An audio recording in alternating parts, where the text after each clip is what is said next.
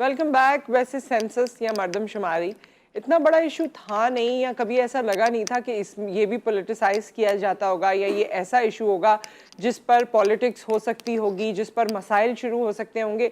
लेकिन एक तो पाकिस्तान में रेगुलर सेंसस का कोई कॉन्सेप्ट है नहीं, लेकिन जब हुए उस वक्त भी वो मुतनाज़े हो गए।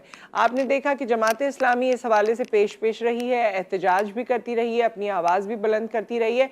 आखिर मसला क्या है, तहफ़्फ़ुज़ात क्या है और क्या कहा जा रहा है स्टेट लेवल पर, ये सब हम जानेंगे। और इस हवाले से जैसे मैंने आपको पहले बताया कि जो सबसे ज़्यादा वोकल हैं हाफिज़ नईमुर रहमान साहब इस वक्त हमारे साथ मौजूद हैं, अमीर जमात इस्लामी। और कुछ अरसे पहले मैं आपको बताऊं, कुछ साल डेढ़ साल कम से कम हो गया होगा, साल डेढ़ साल के मैंने एक प्रोग्राम किया था और उसमें हाफिज़ नईमुर रहमान हमारे साथ मौजूद थे। और उस वक्त भी हम मर्दमशुमारी की बात कर रहे थे, पाकिस्तान कैसे आगे बढ़ेगा, कि डेढ़ साल 2 साल बाद भी हम वहीं सेम प्लेस पे मौजूद हैं, मतलब जो स्टेटस है वो सेम है। और आज भी हम इसी हवाले से बात कर रहे हैं। आपको खुशामदीद कहते हैं, अस्सलाम वालेकुम। वालेकुम अस्सलाम वरहमतुल्लाहि वबरकातुहू। जी हाफिज़ नईम साहब, ये बताइए कि तहफ़्फ़ुज़ात जमात इस्लामी के काफ़ी अरसे से ही इस हवाले से काफ़ी आवाज़ उठाई जा रही है, लेकिन इस वक्त आपका कहना क्या है? हमारा कहना यह है कि हम जितने हैं हमें उतना गिना जाए। और ये एक बहुत सादा सी बात है, इसमें ना कोई सियासी अमल सियासी बात है, ना कोई इजाफी हम कोई चीज़ आपसे मांग रहे हैं कि आप हमें कोई सब्सिडी दे दें, कोई खैरात दे दें। हम ये कह रहे हैं कि कराची में 3.5 करोड़ के करीब लोग रहते हैं जी। ये ज़ाहिर अंदाज़ा है, और अंदाज़ा मुख्तलिफ वजूहात से है जी। उसमें बहुत सारे जो है वो डॉक्यूमेंट्स होते हैं, मास्टर प्लान होते हैं, प्रोजेक्ट्स होते हैं, उससे अंदाजे होते हैं। इसी तरह से सर्वेज होते हैं बहुत सारे, उससे अंदाजे होते हैं। बिजली के बिल और बिजली के मीटर्स होते हैं, उससे पर हाउस होल्ड का अंदाज़ा होता है। गैस के मीटर तकरीबन 2 से 2.5 हाउस होल्ड को कवर करते हैं, उससे अंदाज़ा होता है। उन सारी चीज़ों से जो कुछ हम करते हैं उसके नतीजे में हम 3.5 करोड़ हैं। लेकिन 2017 की जब मर्दमशुमारी, उस वक्त भी तो हम 3 करोड़ के करीब थे। तो उस वक्त की मर्दमशुमारी में कराची को 1 करोड़ 60 लाख गिना गया था।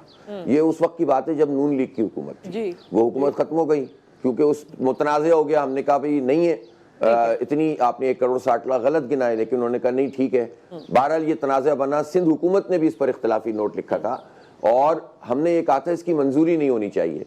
लेकिन जो पिछली हुकूमत थी PTI और MQM की, उसने उस गलत मर्दमशुमारी की मंजूरी दी। हमने कहा मंजूरी न दें, कलअदम करें ताकि नई फ्रेश मर्दमशुमारी सही तरीके से हो। उन्होंने कहा मंजूरी देंगे तो फिर बेस लाइन बनेगी, और वही वो बुनियादी बात थी। अगर उस वक्त MQM और PTI उसकी मंजूरी ना देते तो आज हम 2017 के रेफरेंस पॉइंट पे नहीं खड़े होते, उस बेस लाइन पे ना खड़े होते। अब हमें बताया जा रहा है कि भाई आपकी आबादी में तो 8% इजाफा हो गया ना, तो भाई 8% इजाफा नहीं हुआ, बल्कि 2017 में आपने 50% गिना था, उसके हिसाब से बताइए। तो अब हमने ये कहा है कि डी फैक्टो बुनियाद पर हो, एक्सेस दिया जाए आपको भी और मुझे भी और हर शहरी को, कि वो चेक कर सके कि उसका शुमार हुआ है कि नहीं हुआ। चूंकि अब डिजिटल मर्दमशुमारी हो रही है, क्या गलत बात है? स्टेक होल्डर पर मुश्तमिल कमेटी बनाइए ताकि तनाज़े ना हो, उसको तमाम डिटेल के ऊपर इख्तियार होना चाहिए। यही सिंध हुकूमत ने कहा, यही हम कह रहे हैं। हमारे कहने और सिंध हुकूमत के कहने में फर्क यह है कि सिंध हुकूमत हो या MQM हो, यानी पीपल्स पार्टी हो या नून लीग हो, ये सब इख्तिदार में है, ये सब विफाकी हुकूमत में है और ये विफाक का सब्जेक्ट है, ठीक है। उसके बाद मंजूरी TOR की या SOP की इन्होंने दी है। जब मंजूरी हो रही थी तो उस वक्त क्यों नहीं कहा कि एक्सेस देना चाहिए, ये बताइए ना। तो जब मंजूरी हो रही थी तो उस वक्त इन्होंने गलत चीज की मंजूरी दी। अब ये कह रहे हैं कि हमें एक्सेस मिले, तो ये तो हम कह रहे हैं हमारी बात में कोई वजन है, आप तो हुकूमत का हिस्सा है। तीसरी बात इसमें यह है कि देखिए मर्दमशुमारी का क्यों हम इतनी इंपॉर्टेंस है, ये बहुत इंपॉर्टेंट बात है शहरियों के लिए। और मैं आपके तवस्सुस से कराची के तमाम शहरियों से, बल्कि पूरे पाकिस्तान के शहरियों से कहता हूँ कि जहां नहीं गिना गया वहां पर अपने आप को गिनवाने के लिए एफर्ट कीजिए, क्योंकि इसके नतीजे में वसाइल मिलते हैं। जितनी आबादी होती है उससे वसाइल की तकसीम होती है पूरे पाकिस्तान में, सूबों में वसाइल की तकसीम होती है, NFC अवार्ड उसको कहते हैं। इसी तरह से उसूलन तो सूबे में भी PFC अवार्ड होना चाहिए कि बल्दियाती इदारों को, जो 13 साल से नहीं हो रहा, जिसके लिए हमने एहतिजाज किया था। वसाइल, उसके बाद हो गई मुलाजमतें। पूरे मुल्क में कोटा सिस्टम राइज है। विफाकी हुकूमत की जो मुलाजमतें निकलती हैं हर सतह की, उसमें कोटा होता है सूबों का। सिंध का भी कोटा है, पंजाब का भी, KP का भी और बलूचिस्तान के सबका। अब उस कोटे में सिंध में अनफॉर्चुनेटली फर्दर कोटा है देही और शहरी का। अच्छा। जब आप पहले ही सिंध का कोटा कम कर देंगे तो इस पे जाहिर है सबका मसला है, फिर उसमें भी आप देही और शहरी में जब कराची को नहीं गिनेंगे तो पहले ही हमें मुलाजमतें नहीं मिल रही और नहीं मिलेंगी, ठीक है। तीसरी बात उससे भी ज्यादा शायद इंपॉर्टेंट है, वो है नुमाइंदगी। आपकी गिनती अगर आधी होगी तो आपकी सीटें कम होंगी, आपकी गिनती अगर पूरी होगी तो सिंध असेंबली में आपकी सीटें ज्यादा होंगी। और ये जो मिथ है जिसके नतीजे में तासुबात फैलते हैं कि भाई यहां से तो वजीर आला बन सकता है, यहां से नहीं बन सकता, वो सब पूरे सूबे से बन सकता है, उसमें कराची से भी बन सकता है, हैदराबाद से भी बन सकता है, लाहौर से भी बन एक बात बताइए कि जब ये इतना सीधा सीधा प्रोसेस है और बाज़ाहिर इसमें ट्रांसपेरेंसी के अलावा कोई ऐसी चीज नहीं है जो किसी को हर्ट करे, तो फिर कौन सी पॉलिटिकल पार्टी है या किस वजह से जो स्टेट का ओवरऑल रद्द अमल है वो कोई खास नहीं है इसके बारे में? देखें, इन्होंने अभी पिछले दिनों मीटिंग बुलाई थी ना इस्लामाबाद में, मैं खुद गया था वहाँ, मैंने नुमाइंदगी की थी और पार्टियां भी थी जूम पर, MQM वाले जूम पे थे शरीक, मुराद अली शाह साहब यहाँ से जूम पे शरीक थे, बलूचिस्तान की पार्टियां आई थी। बहरहाल हमने बहुत वाज़ेह तौर पर यह बात कही कि हम अगर सही गिनेंगे हम आपसे एक गिनती भी ज्यादा नहीं करवाना चाहते। एक पहली बात तो ये कि ना हमारी किसी सिंधी से दुश्मनी है, ना महाजिर से, ना पख्तून से, ना बलोच से, ना मसीही से, ना हिंदू से, किसी से नहीं है, पारसी भी, जो है जैसा है गैर मुल्की भी है तो गिना तो जाएगा। मर्दमशुमारी का उसूल लिखा हुआ है अक़वाम मुत्तहिदा की, उसमें लिखा हुआ है गाइडलाइन में, पाकिस्तान के कानून में लिखा हुआ है और खुद इस SOP में भी लिखा हुआ है। तो जब आप गिनेंगे सही बात है, जैसे आपने कहा से आ गया? जितने लोग हैं उसके हिसाब से वसाइल की तकसीम होगी, तो चाहे कोई भी है जाहिर है वो मौजूद है और वो वसाइल उस तक भी पहुंचने हैं, तो वसाइल की तकसीम में उसको गिना जाएगा। अब एग्जैक्टली अच्छा, नुसरत इसमें एक और प्रॉब्लम क्या होती है जो पिछली मर्दमशुमारी में हुई, वो ये हुई कि इन्होंने गिनती तो कर ली मैनुअल, पहले मैनुअल थी, जब इन्होंने देखा कि यार शोर शराबा हो रहा है या उनको मैनेजमेंट करनी थी तो उन्होंने किया ये कि मुस्तकिल पते की बुनियाद पर लोगों को गिन लिया। देखिए, किसी का मुस्तकिल पता होना इस बात की दलील नहीं है कि उसको वहीं गिना जाएगा, उसूल ये है कि जो जहां रहता है वहां गिना जाएगा। अब आपको मालूम है ना, कराची पख्तूनों का सबसे बड़ा शहर है, अब 30-40 लाख, वो तो 50-60 लाख कहते हैं, अगर आप 30-40 पख्तून और उसमें KP के हजारे वाले को भी शामिल कर लें तो ये बहुत बड़ी तादाद है। अब अगर उनकी अक्सरियत को आप सिर्फ इसलिए कराची में नहीं गिनेंगे कि भाई वो यहाँ के मुस्तकिल पता उनका अपने देहात का है, तो भाई 40 साल से 30 साल से 20 साल से वो यहाँ रह रहे हैं। इसी तरह पंजाब के लोग और फिर हमारी इंटीरियर सिंध के जो सिंधी भाई हैं, बलोच हैं या जो भी उर्दू बोलने वाले हैं, टंडोलियार से आते हैं, हैदराबाद, जो जहां से आता है उसका मुस्तकिल पता तो अपना उस जगह पर मौजूद है। लेकिन अगर वो मौजूदा जॉब करने भी आ रहा है और 2 साल से यहाँ पर है तो उसको यहीं गिना जाएगा। तमाम फौजियों को गिना जाएगा, तमाम रेंजर्स के एहलकारों को गिना जाएगा, लिखा हुआ है उसमें और उसमें शामिल है, इसकी प्रोसेस में शामिल है। लेकिन जब आप नहीं गिनेंगे और मुस्तकिल पते की बुनियाद पर वहां शिफ्ट करेंगे तो उसका नुकसान क्या होगा? इस पर तो सिंध हुकूमत को सबसे ज्यादा उठानी चाहिए। ग्लिच कहाँ आ रहा है इसमें हर्डल कौन क्रिएट कर रहा है? इसमें मसला क्या आ रहा है? क्या ये नॉन सीरियसनेस है या इसमें कोई और चीज ऐसी है जिसे पॉलिटिसाइज किया जा रहा है? मसला कहाँ और कौन क्रिएट कर रहा है? मसला ये है कि देखें, ये फेडरल गवर्नमेंट का सब्जेक्ट है। फेडरल गवर्नमेंट में भी 3 पार्टियां तो कम से कम जो हमारी शहर से ज्यादा ताल्लुक रखती हैं वो मौजूद हैं। PTI इस वक्त हुकूमत में नहीं है, लेकिन PTI का मैंने आपको बताया पिछली हुकूमत में थी और इतनी बड़ी नुमाइंदगी थी और उन्होंने उस सेंसस को अप्रूव कर लिया था जिसको अप्रूव नहीं करना चाहिए था, जो हमारे साथ बहुत बड़ी ज्यादती हो गई। ठीक है। लेकिन बहरहाल अब तो वो हुकूमत में नहीं है, वो भी एहतिजाज कर रहे हैं। अब बात यह है, हमारा कहना यह है कि भाई वफाकी सब्जेक्ट है और सूबाई सब्जेक्ट है।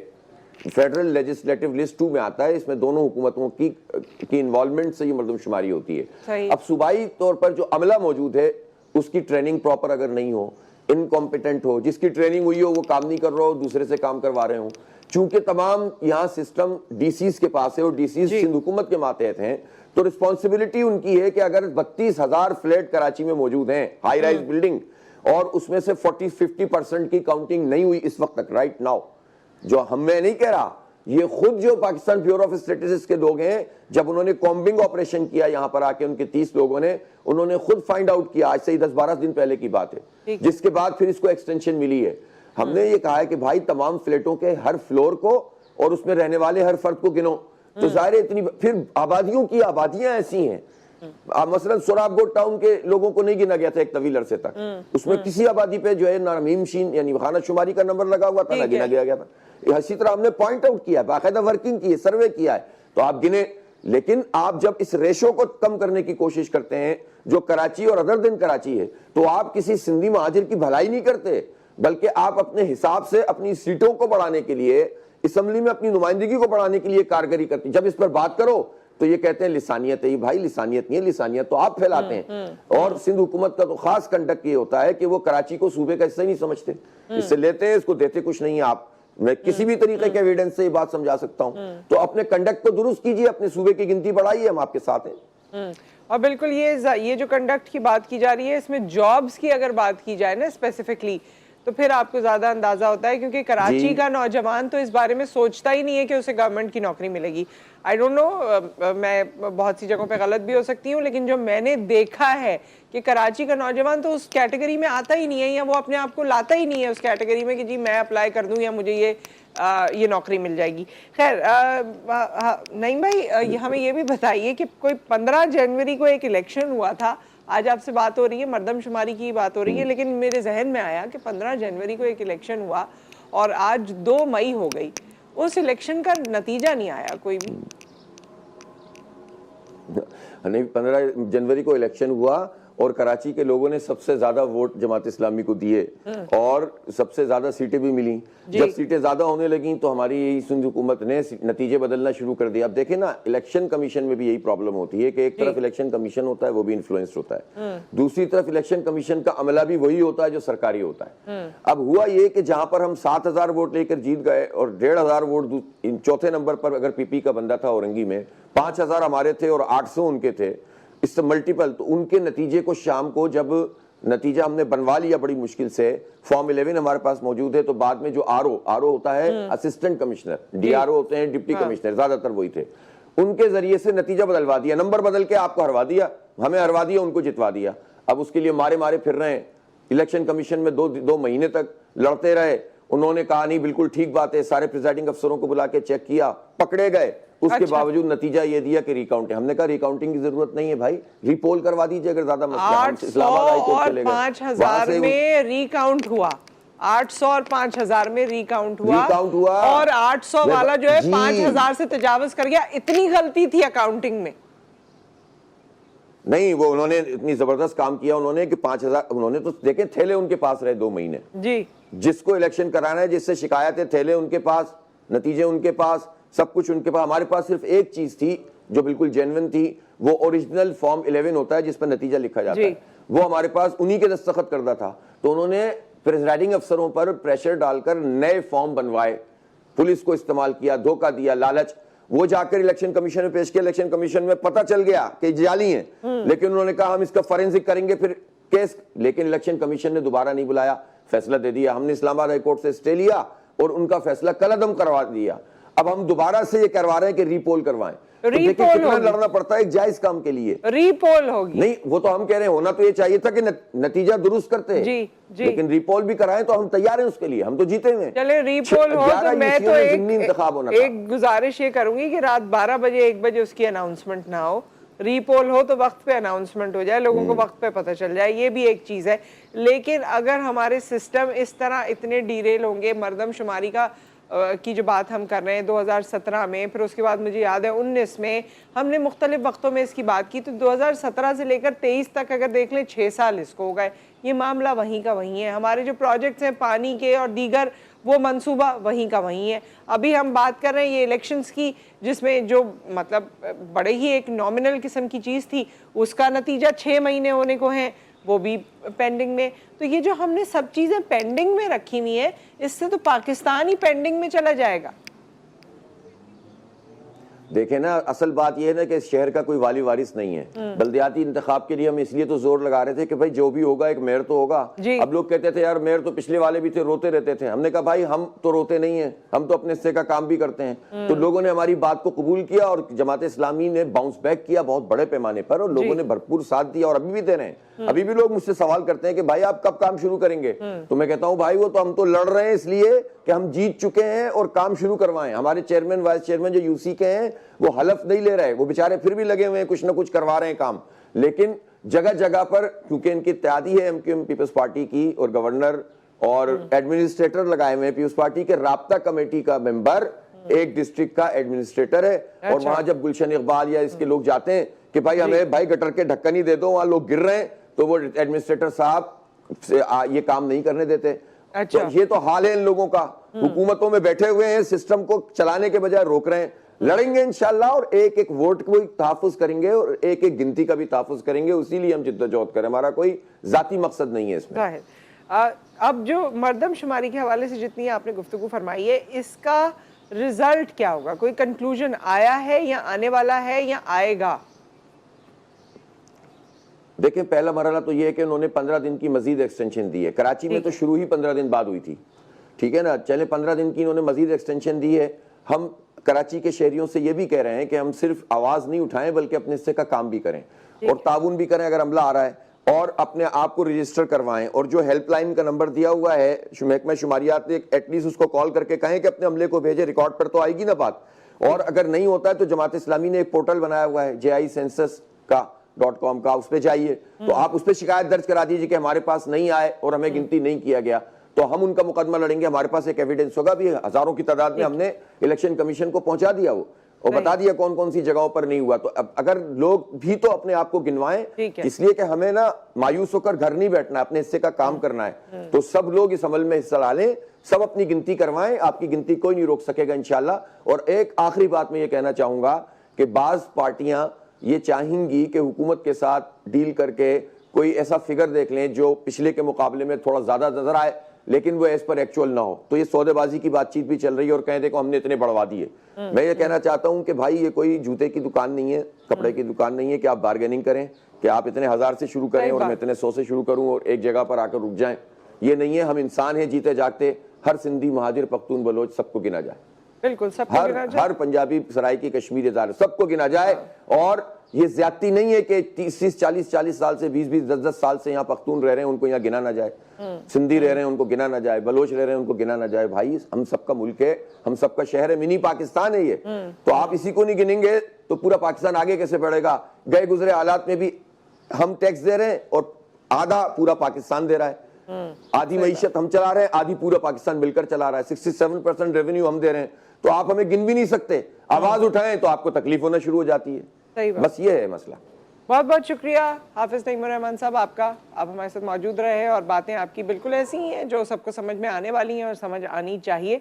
और जो इन्होंने कहा कि हमें अपनी जिम्मेदारी पूरी करनी है, तो आप सबको और हम सबको ये सोचना है कि अगर हमारी गिनती नहीं हुई है तो हम जो घर में बैठ जाते हैं ना कि छोड़ो कौन बोले, इससे बाहर निकलना है। अब वक्त वो आ गया है जिसमें आपको खुद नोटिस लेना है अपनी चीज़ों का।